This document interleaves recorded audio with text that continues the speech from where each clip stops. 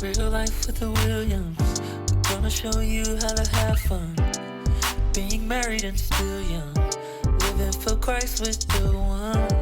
It's not always good days, but it's not always bad times. Cause the sun do shine. With Christ will be fine. Real life with the Williams. Real life with the Williams. Real life. Hey, what's up, everybody? I'm Cordarius. I'm Chandra. And this is Real Life with the Williams. And you guys, welcome back to our channel. Again, thank y'all for y'all support. And don't forget to like, comment, and subscribe. And just share our videos with people. Yeah, so like, comment, share, subscribe, guys. That's the biggest way that you guys can support us so we can help others win in their marriages and their relationships. Guys, so like, comment, share, subscribe, do whatever it is that your heart desires. We're super excited about this episode number 2, kind of what we call it an episode. Yeah. I mean, whatever the case may be. Super excited about this second episode. It's going to be called The Measuring Stick. Can you kind of tell them what the measuring stick will be about? Yes, like the measuring stick for us, you guys, is just like our 5 domains, like within a marriage. Or whatever, and we're gonna start off with communication, being one of them. Yeah, and so when she talks about those five domains, we use the 5 domains. These 5 domains have blessed us tremendously in the beginning of our marriage, or whatever. And when we slack off, we know we slack off, because we're like, okay, well, something is going missing. We're not living up to the expectations or whatever the case may be. So, and we're kind of going out of order, out of our typical order, but number 1 would be roles and responsibilities. Number 2 would be... What's number 2? I don't know. I mean, it's our measuring stick, so you don't know? I don't know. Communication. I know. Y'all, I'm just kidding. Communication is number 2. Yeah, and number 3 is finances, and number 4 is... Sex. And then number 5 is expectations. And so those are our 5 domains. We have communication, and we have roles and responsibilities, communications, finances, and sex, and expectations. And so today we really just want to dive into communication first and foremost. So tell me this. Why do you think it is so hard for couples to communicate? One of the biggest reasons is because of trust. Yeah.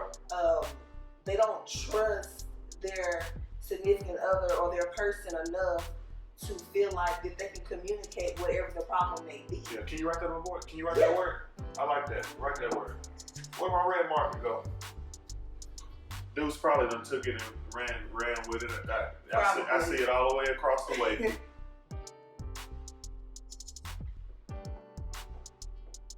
Trust. All right, go ahead.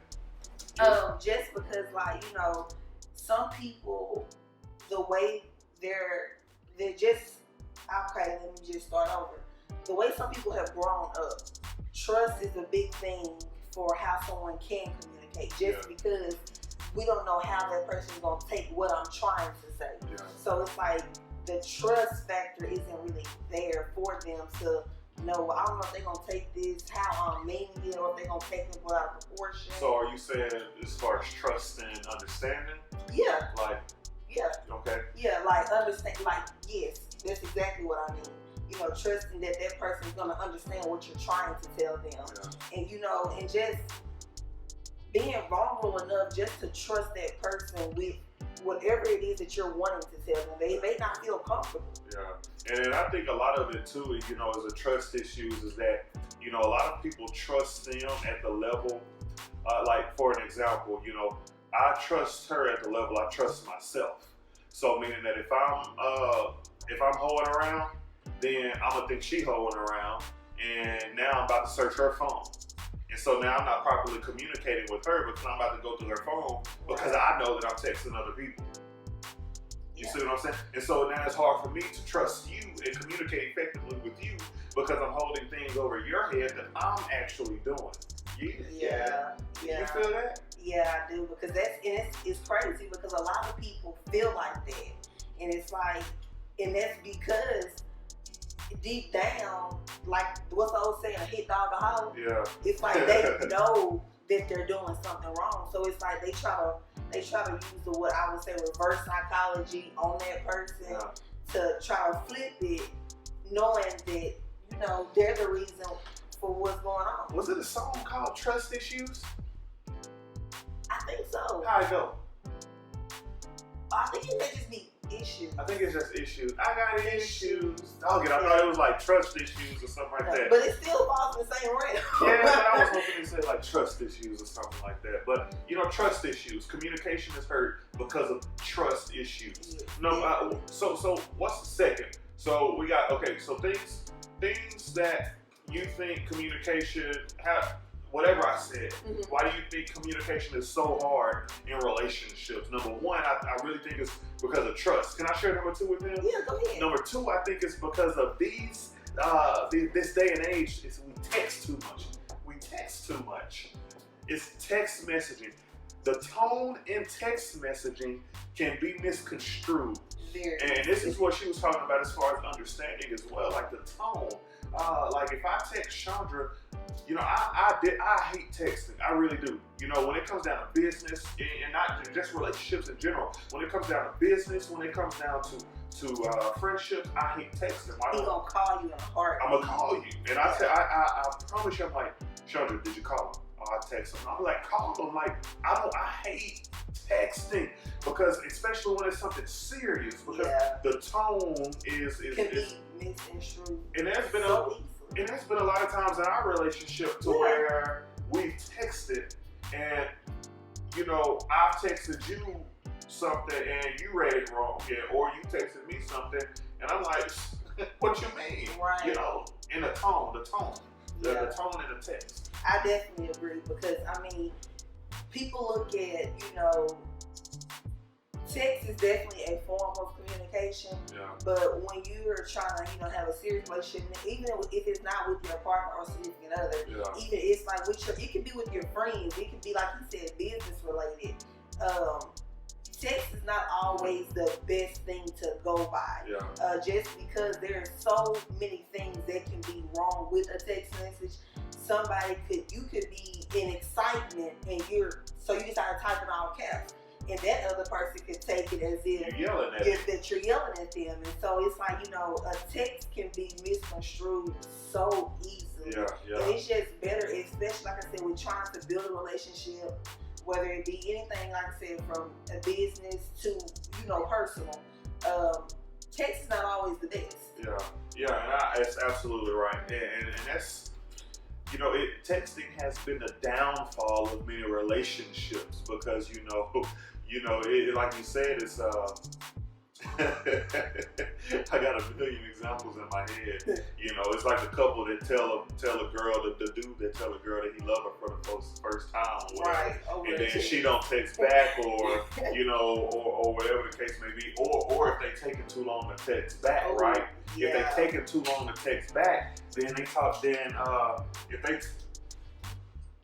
if they take it too long to text back or whatever, then it's like oh, well, they don't really want to talk to me because they take it so long, but they could legitimately be busy, right? Or like with iPhones, for an example, we get the bubbles for when they're replying, and someone like myself, I could be in the middle of replying, but if I'm trying to think about some stuff, you know, I could probably stop, and they can be like, oh, well, she started texting me back, and then she stopped. And it's really nothing like that. I'm just trying to gather my words and gather my thoughts. And the biggest reason, whatever I'm trying to say, wrong with texting is that when you text about problems, when you're texting about issues and problems, that's really a problem within itself. That's a problem within itself, because it's like, oh, don't send me no long paragraph and text me problems. Don't do that for me, because you know I'm gonna read that with my understanding. I'm gonna read that with how in my tone, and it could be like, hold on, you think you got it going off on me? You know, you going off on me, and there's a chance that I may misconstrue that. Right. And it's it's important that when you're as a couple, it's important that you don't text through your arguments. You cannot text through your arguments. Can you say that again? You cannot text through your arguments. Say it one more time. You cannot text through your arguments. it's important that you do not do that. Don't do that. It's so many people losing their relationships when all they have to do is call on the phone. You remember those day and ages where we talk on the phone and we sit on the phone all night, you know, and it's crazy, you know. Not like one of your students. I've noticed that one of your students has done that before. They were at church, and I looked. I was like, "Are you on the phone? Been on the phone for like 18 hours? Like, you know, just the clock stuff like that. That's crazy. It's working the screens on the phone. Yeah, I'm like, get your mouth off the phone, I'm man. not talking. Like, what you on the phone for? Just trying to get that hour thing raised up or whatever. But I think that's the second thing wrong with communication in relationships. And it's trust. Number one is trust. Number two is texting. Number three is time. And so time. And I'll piggyback off of this one real fast. We got two different things. My biggest thing is the timing of your conversations.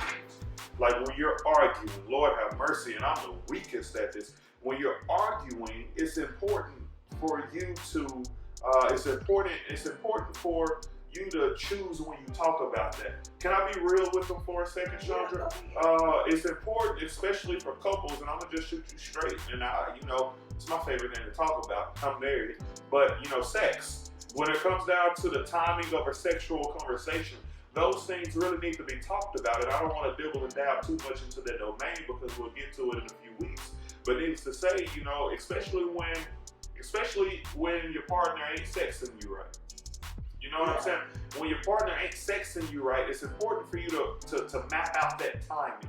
Yeah. You can't talk to them about it like right after or right before. I've done that wrong. Like, or she's done it wrong as well.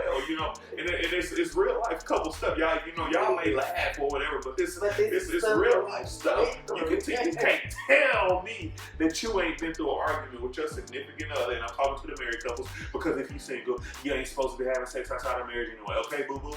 All right. So needless to say, you can't tell me you ain't had an argument about sex before your marriage. And it's real, and the timing of it. You gotta sit down and you gotta really, that's really an intimate thing, and you really gotta sit down and plan that conversation, right? And so timing of the conversation is very important, right? Yeah, because then, like, just to piggyback off of what you just said, that timing goes right back into trust, because it's like you have to trust your partner enough to, because that's a very sore subject, especially like from a woman's perspective. To be told what you're not doing right, or what they expect. Because as women, sometimes we think, oh, we got this in the bag, but it's like that trust has to be there, to talk about something as sensitive as a subject as that. But then also my take on time is like, a lot of people, because of the day and age, everything is so technology based, and just figuring out different ways to speed time up. Just speed this up, speed that up. I've heard people say that they're on enough hours within a day. If there weren't enough hours within a day, God would have gave us 24 hours. So I think 24 hours is definitely enough time to get some stuff done. Although you might be a busy person, but timing seems to be like a big problem for people, because it's like, well, I don't have enough time to do this, I don't have enough time to do that. When if you let time be an issue for you within your communication realm, then that would just be you would be labeled as like a bad communicator, because your people make time for what they want to make time for.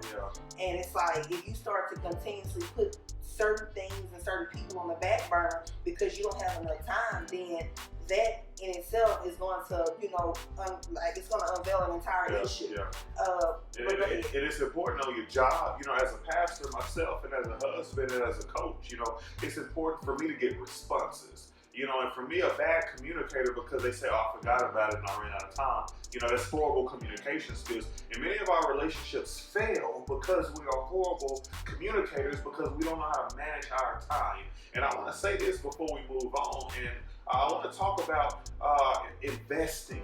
These 5 domains that we have for you, These 5 domains is you really need to take one and choose to invest in one category for a couple months, for a quarter. So invest in your communication for a quarter of the year. Invest in your roles and responsibilities for a quarter. Invest in your sex. Invest in your finances. Invest in your expectations, and watch how strong each domain. What me and Chandra do at the end of each, well, we kind of slacked off a little bit, to be truthful, but what we do, we rate our weakest one. And what's been our weakest, and so far, let's say it on 3. What's been our weakest so far? All right, we're gonna say it on 3. Okay. Our weakest what? Our weakest domain. Oh. Here we go. 1, 2, 3. Finances. Finances have been our weakest domain. So what do you think we need to work on? Finances. And so if we invest in our finances and we make that domain stronger, now we can figure out, okay, what domain is the weakest next, and we work on that, and we're just building, right? Yeah. And so before we get out of here, I do want to talk about, we talked about the things that we feel like are the biggest problems in communication, why you're struggling with communication. But how can we win in communication? How can we win in communication? What are key factors that allow us to win in communication? And ironically, I think the same 3 factors that hurt in communication are the same 3 factors that'll help win in communication. Can I talk to you for a second? And so, when we think about these 3 things, these same 3 things can help us win in communication, right? Yeah. How can trust help us win in communication? We kind of already hit around to it a little bit. Yeah. But can you give me an example? Yes, by taking baby steps. Talking about things that you think would be sensitive for you to trust your partner with. Yeah. So just to kind of, take baby steps. This is called Real Life with the Williams, all right? I don't want to feel like I'm teaching. Let's be real life. How has trusting me, right? How has trusting me allowed you to communicate? What is something that you had to trust me with? What is something that was harder for you to talk to me about? Or whatever that you had to just really trust? If you can say. I would say for me, it's something that happened like back when I was like a senior in high school, something that happened with my mom. It took a while for me to, trust him just with that information, although we had been married for I think like 3 or 4 years almost before I even shared that with you. But it's just like, not that I didn't trust him, but it was such a touchy subject for me to talk about with him. But in the end, with me, because I trust him so much to talk to him about that has actually, brought on a different perspective of just how we can talk about different things. Yeah. And because trust builds intimacy. That is true. When you reveal your vulnerabilities, now you're building intimacy. And so you're able to release those most intimate things, like my depression. My depression is something that I really don't talk about, because it's something that's really intimate to my heart. But when I reveal that to you, I'm winning in relationship now, because now I'm literally giving you a piece of my heart. Right? I definitely agree. So by trusting you with the most delicate piece of my heart, and that's my depression, by trusting you with that, now I'm allowing us to be intimate on a whole new level. Right. And that's something that I wasn't good at. I wasn't good at that, for like 3 or 4 years. I didn't talk about it. I didn't talk about those things. You know what I'm saying? Texting. I can't wait for this. If you go ahead and text your man up to a nude picture. Oh, my bad. Can I say that on here? I really don't care what you can say. No, I mean, like, can I say, like, yeah, man, if you married, send your a picture of someone's your ring, and, if you and some, tags, what, right? All right. And we're going to move on. But texting builds intimacy. It does. Y'all see the drift? Trusting builds what? Intimacy of the heart, and texting builds intimacy between the...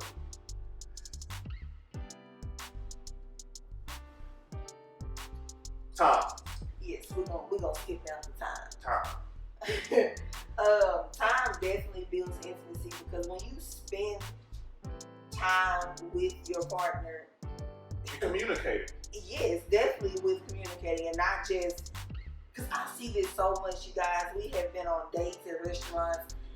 This actually, I saw it yesterday. We went out to eat, and it's like both. I'm like, he's here, I'm there. We're looking at another couple, and they're both on their phones the entire time. And I'm like, y'all are on a date. Like, what is happening? Yeah. But it's like, just taking out the time to really, talk to your partner, just get to know them. Like, it reveals so much. Like, and it allows you to have more trust. Because you get to know them on a level, you get to know them as much as you want to get to know them. Yeah. Just because there's so much that can be talked about. People think, asking stuff like, what's your favorite color? What was your first car? It seems so generic or cliche-ish, but it's not. That's just you really getting to know your partner. Like, my favorite color is purple. Our wedding was supposed to have been lavender and white, but it ended up being red, black, and white, which I didn't mind. Yeah. But it's just like, just getting to know those little small things about your partner, it reveals so much. And so, guys, really, these three things can hurt your communication, and these three things can also help your communication, right? Yes. And I know this was like a real fast, informational, if I may, but speaking of intimacy, I want to go over one other thing with you. So those three domains can really bless your marriage. Or, not those three things underneath trust, right? And underneath communication. Trusting, texting, and time.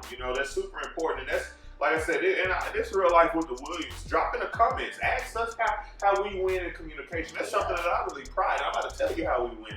And this is how Chandra and I win in the communication or whatever. So I want you to actually draw this on your paper, because this can really bless you if you want to win in dating, singleness. You're trying to remarry because you're divorced. I guarantee you. Why did I start with communication today? Because they say finances is the number one reason for divorce, but I believe communication is the number one reason for divorce. Yes. Because you should be able to communicate about your finances. And so if you cannot communicate about your finances, then finances lead to divorce. But I honestly believe that communication leads to is the number one cause of divorce, because you have to communicate with your partner. You got to communicate about everything. I don't care if it's on sale. If we ain't got the money for it, we ain't got the money for it. Huh? Hello? Here's how Say it one more time for the people in the back. Say what one more time. Okay. So I want you guys to draw a triangle, or you don't have to. All right, at the top of the triangle you have God. At one end of the triangle you have your spouse. At the other end, or your person you date. At the other end you have yourself. So here's God, here's me, here's Chandra. All right, and in the middle is communication. Now I want to be swift with this as I talk to you guys about this briefly. So here's the relational part. Here's Chandra, there's me. Now, when we work on communicating with God, I want you to notice how, when we work on communicating with one another, I want you to notice how, let's say, okay, Chandra, I'm really trying to communicate with you, but can you at least meet me halfway? I feel like I'm doing more than you right now in communication. And Chandra, on the other hand, she may be like, all right, baby, I'm doing all of this. I'm coming all this way, but can you do more? But can I tell them something real fast? When you guys work on communicating with who? God. With God, I want you guys to notice what happens to y'all. All right? Sometimes we can work too hard to achieve this. But consequently, when we communicate with God, what happens to us? We get what, Chandra? We get stronger and what? And we get closer, like she said, we get closer. And so when we communicate with God, we automatically get closer. And so the more we pray together, that's the secret ingredient of communication. The more we pray together, the more we talk to God together, the closer we become. The more intimate we become with God, the more intimate we become with each other. Agreed. But if we leave God out of the picture, there could be where I'm traveling in one direction. It could be some turbulence. It could be some turbulence because, I'm traveling in one direction and you traveling in, the other direction. Notice you traveling that direction. Instead of saying meet each other halfway, how about we meet each other all the way at God? Hey, that's a good point. What they call it? Mic drop. I'm finished. Well, again, thank you guys for listening in with us as we talked about one of our first domains within our marriage with starting with communication. And I hope you guys enjoyed it. And again, don't forget to like, comment, and subscribe. And hit that notification button and select all so you guys are notified of everything that we upload. And guys, it only takes a few seconds to share this. I know you don't like to share a lot of stuff to your page, but guys, let us bless other people through how we're winning in communication. Do we got room to grow on? Yes. Are we perfect? No, but are we progressing? Yes. And so that's really what we want to do, is we want to progress. And so we're on year 5, working on progressing in year 6 or whatever, and we're getting better and better. So guys, please allow us to help someone. Please comment on this. Comment what you think. Share it, like it, subscribe it, like she said. And we just want to thank you for tuning in to episode 2, which is part 1 of the measuring stick. We probably have like 4 more parts of this. And guys, this has been another episode of Real Life with the Williams. Real Life with the Williams.